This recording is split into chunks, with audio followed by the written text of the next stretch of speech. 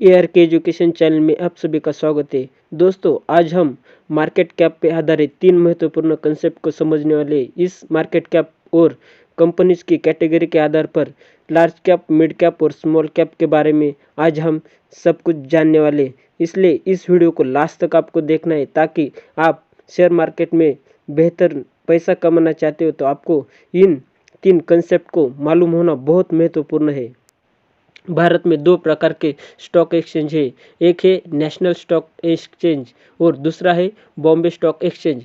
National stock exchange में 1600 से ज़्यादा कंपनीज है और बॉम्बे एक्सचेंज में 5000 से ज़्यादा कंपनी सूचीबद्ध है।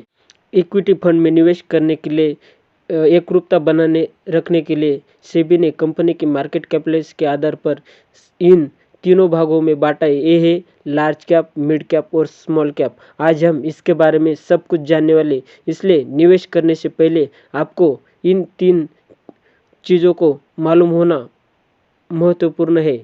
हमें इन तीनों कॉन्सेप्ट को समझने के लिए मार्केट कैपिटलाइजेशन के बारे में समझना बहुत ज़रूरी है। जो भी कंपनी शेयर मार्केट में सूचीबद्ध होती है उसका एक शेयर प्राइस होता है और एक कुल आउटस्टैंडिंग शेयर होते हैं। हम किसी भी कंपनी का कुल कैपिटलाइजेशन निकालने के लिए एक शेयर का मूल्य होता है, उसे नंबर ऑफ आउटस्टैंडिंग शेयर से अगर मल्टीप्लाई करते हैं तो कंपनी का मार्केट कैपिटलाइजेशन निकल कर आता है। लार्ज कैप कंपनी की मार्केट कैप 10,000 करोड़ से अधिक होती है।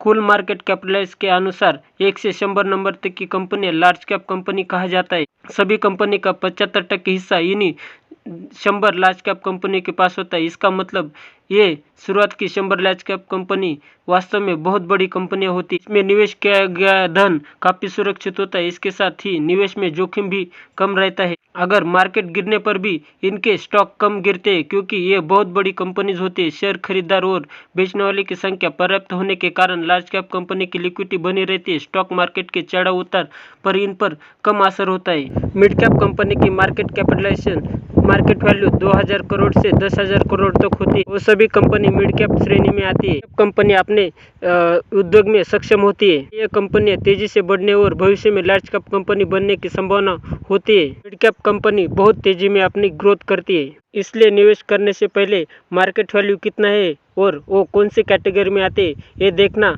आपके लिए बहुत महत्वपूर्ण है।